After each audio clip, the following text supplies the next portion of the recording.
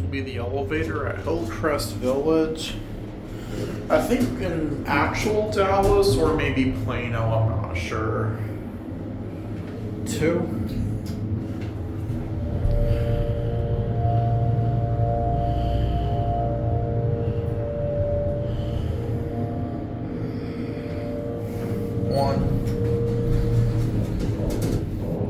This looks like it was recently modernized. It probably used to be very vintage before. It looks like the cab was also redone as well. It likely had a brown cab is my guess.